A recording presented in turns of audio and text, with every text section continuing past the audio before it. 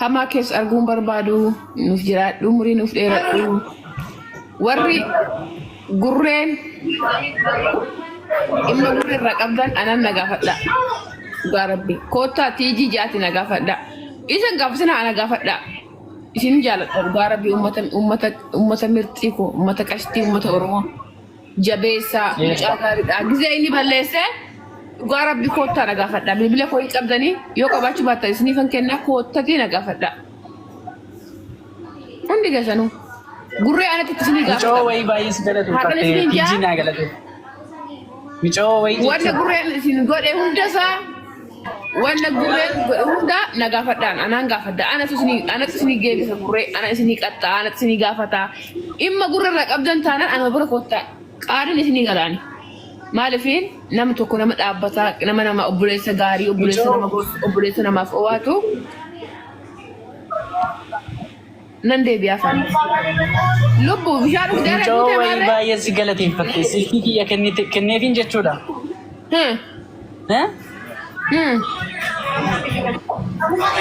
Tiijii.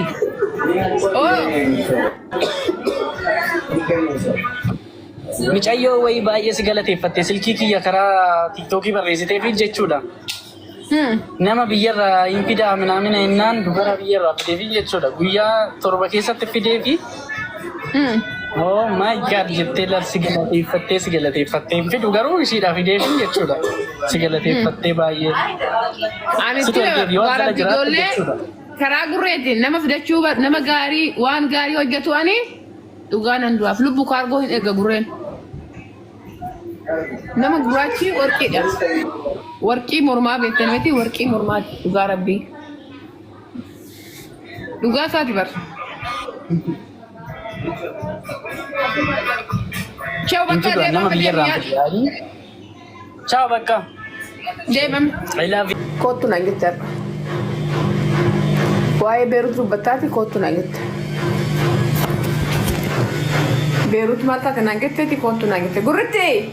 አንተ እስቲ ናግባ በኢየሱስ ምን ነው ናፈቃችሁኝ በኢየሱስ ክርስቶስ በመድኃኒዓለም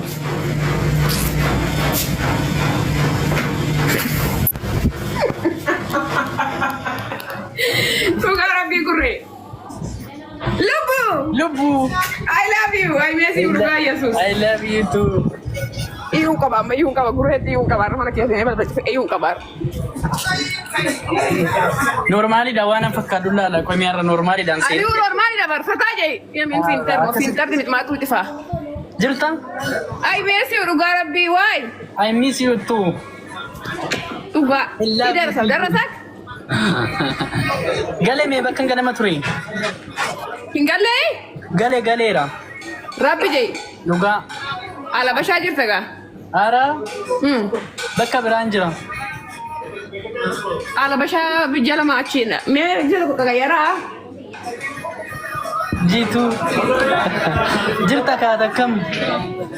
Jira dhugaa rabbii biroo koobannaataa xaffaachuu jedhee abbaatoch. Dhugaa dhufnee samoona kan hin beektamiti girgirrii Dubaay keessa jiru. Paaspoortii barbaanneetta. Waan meeqa ariyaa jirra amma samoona. Warri duraanii poolisii jala ukkatee goda lixuuluun gadi yaa'ee salfii qabatee eeggata amma. Edaa kun hundi as keessa jira. Ani kana nagarrame bar lubbu.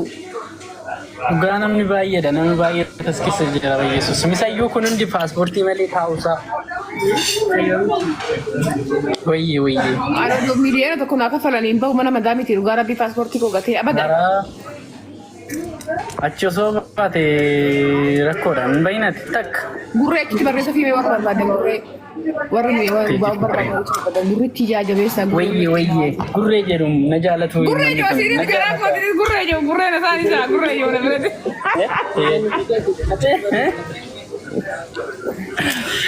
Uummanni kun na jaalatam tiijii.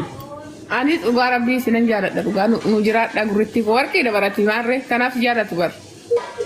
Bukaatii jiyaatis nu jiraatu shi nusi jaalanna. Uummanni keenyas uummata warqii uummata miidiyeenan warqii qabna galata rabbii Dubaay keessatti ammallee nu haa baay'atu qimamoonni mana madaala keessatti wonko oolu buukoo Adda isaan dhugaa rabbii keessattuu ijoolleen gurreen jala jennaa qawwaa targaggaa gurreen birrii haa qabatu dura birrii qabatee haa taaptaa baay'ee dura fachaa targaggaa fiqirii amma ol kaa'ame hundi keessanuu. Tiijii lubbuu jedha hundi keessanii gurree lubbuun. Jikoo jechi oduu dhiyeessee. Seenaa tokko galatoon qeetti koo gurree warri gurree jaalatan hunduu na jaalatan dhugaa gurree fiqir sabno. Inna kamree tiijii. Jira lubbu. Yoom baataa. Nan baata moona kana. Dhugaa. Bakka guyyaa baatu nutti mishi. Lifta. Eeyyee. Abashaan deemu gaana abashaan deemne. Eessa deemtaree?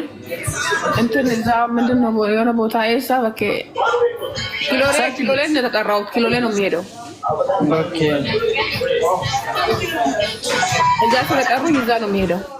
Galatooma ishii warri nu jaalatan ishii warri ana jaalatan Tiijii jaalatu warri Tiijii jaalatan na jaalatu. Isin jechuun fiqiriidha uummata fiqirii uummata jaalalaa. Qashtii namaa. Kan akka keessaniin jiru dhugaa rabbii dhugaa. Akkattam sin jaalatu jechuudha. Namni akka gurreen jiru mee dhugaa rabbii. Gurreen nuti akkatti jijjiiramu ijoollee Oromoo dhugaa rabbii bifa lama qabu nama tuffatu. Gurreen gaafa nani bahu barri dura gitu dhufe dhugaa rabbii ormi leedhaa'ee gaafa san namni akka gurreen jira dhugaa rabbii. Ani kaanaan uuman arge maalan godharee Tiijii koo gaafa sikkoo waan takka kan nagarramtu aname jaras illee dhoofne naafillee bilbillee yoo nan gadi bakka maaliif garuu ani beeku waan rakkoo keessa waan jiru natti fakkaata waan san nan galle abjuu wayii keessa maaltu maal ta'e kana nan gadi bahu gurreen inni gata I love you too dhugaa rabbii lubbuu too tigisti guutaa galatoon isin lachuu sinan jaaladha I love you too dhugaa rabbii gurreen miskiina rabbii miskiina nagaa qashtii namaa mucaan qayyarame mucaan jijjiirame dhugaa nama warqee namni yeroo wajjin nyaatan itti yeroo gammachuu bichaa miti reessuma. Dhugaa rabbii gaani sin qaba dhugaa sin dinqisiifadha. Arabni waan barbaade. Kaza bariisaa ta dhufee xibsiin ajajee deeme miskiina koo naaf fidee dhufee feestaatti qabatee halkan waan gurreen naa ta'e dhiyootii boqotetti irraanfadhu dhugaa rabbii. Mucaa eebbifamaa baraaf jireenya kee kiristoosii haa eebbisu obboleessi qaalii. Ani Dubaay keessa obboleessan qaba jechuun gurree qofa. Dhugaa rabbii. Obboleessan qabaa jee gaafatan yaamu si qofa. Rabbi. Naajiraaf ishee Tiijii koo. Odoo gaafatan anaa itti rukutamtee illee barru dura jetta. Kuni maaliif jeenyinaan jaa namichi deliverii eegetan ta'e dhibee sobee. Namichi atus ani barrii rukuchuufini. Barrii rukuchuufini kun. Bakka xiqqaatanii rukutama guddicha san bira jiru achi duuba jira agartee fagoo jira barri. Okay barriin. Barriin bakkeen jarasii kaan bakka barri xiqqichaa sanii bakkee barri guddichaa kana immoo inni gyatta malee maan jiru achi faayidaa. Ani maal gibdiin keessanii yoo mana guddatanii gaafa san bari maalitti hin beeku. Hoona namicha jettan gadi ba'ee hoona inni jedhu gurreen barbaadu jedhu. Yesuus maaltu natti fayyatan ani immoo. Dhugaan rifadhe gammadee kan akka tokko ta'e rifadhe jarasillee rukunne akkamitti dhufe yeetan na dinqisiifadhe. Ani yeroo dhufu koo jechuudha. Akkan itti si argisanatti sin arganatti fakkaan. Yaan bakka waan kabbaadii wayii natti fakkaatu. Beektaa irriiba dafee lafni gaafa sa'aatii lamatti hin galee kaanaan achis dawwallaan naan ka'u asiis dawwallaan naan ka'u achis dawwallaan naan ka'u as dawwallaan cufaa murtoon koo maali daree dhaqee ofii mirkaneeffachuu. Dhugaatiin akka nama gaarii taate guyyaa sanas si bare dabalataan immoo guyyaa na dhukkube nyaata naaf hidhi sanas si bare dhugaa rabbii ani hamma hiyyootiin koo jirtu seenaati na hojjete kanas hin dagadhu dhugaa bagatti qabaadhe garuu. Haaratiitti koo rakkoon qabundee. Obboleessa jechuun obboleessa gaafa rakkatan namaa birmateedha. Obboleessa jenneen obboleessa gaafa nam tokko muffatti namatti birmateedha. Obboleessa jenneen beektaa gurree anillee hoonan balleessa qabaadhe anillee gisee maraattuu ta'e anillee gisee badduu ta'e gaafa hamtuu ta'e obboleessa jenneen kan waan hamaa sinirraa dafee si dhaqqabee bakkatti si deebiseedha. Si galee har'a garuu namni ani gargaare namni ani cabbaayeef namni ani wajjin taphadhe baay'ee kumaatamaan lakkaa'ama. garuu ati galatoomii umaasiin goone umarraan goone wajjin hin taphannee viidiyoo wajjin hin hojjenne laayivii wajjin hin teenyu guyyaa gaaf takkaa waliin keessummeessine garuu akkasitti natti yaattee naa dhuftee naa birmachuu keetti na dhaqqabuu keetiif waan an barbaade na ajajuu kootiin bixaamitti dhugaa rabbii natti dhaga'ame obboleessa tiruu koo natti fakkaatte gurre dhugaa rabbii fagaasanii dikkatti gisan taa'u billee waama keetti yaada dhugaa naaf jiraadhu. Atilee nu jiraatu ishiin nullee si jaalannaa fayyaa kennu ta'ee ammaa kee arguun barbaannu gaarii waan gaarii sirraa barbaannaa. Hamma yootiin koo Dubaay keessa jirtu hamma keessa arguun barbaadu nuuf jiraadhu umurii nuuf dheeradhu warri gurreen imma gurreen irraa qabdan anan na gaafadha dhugaa rabbii koottaa tiijii jaati na gaafadha isan gaafasina ana gaafadha isin jaaladha dhugaa rabbii ummata mirxii koo ummata qashtii ummata oromoo jabeessaa mucaa gaariidha gizee inni balleessee dhugaa rabbii koottaa na gaafadha bilbila koo hin qabdanii yoo qabaachuu baattan isiniifan kennaa koottatii na gaafadha hundi keessanuu gurree anatti isinii gaafadha. Micoo wayii baay'ee si galateeffattee tiijii naa galatee. Micoo wayii jecha. Wanna gurreen isin godhe hundasaa wanna gurreen godhe hunda na gaafadhaan anaan gaafadha anatu isinii geebisa gurree ana isinii qaxxaa anatu isinii gaafataa imma gurra irraa qabdan taanaan anuma bira koottaa qaadin isinii galaani. Maalifiin nama tokko nama dhaabbataa nama obboleessa gaarii obboleessa namaaf owaatu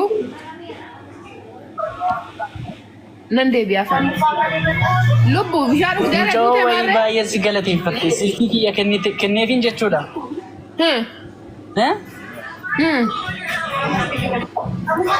Tiijii.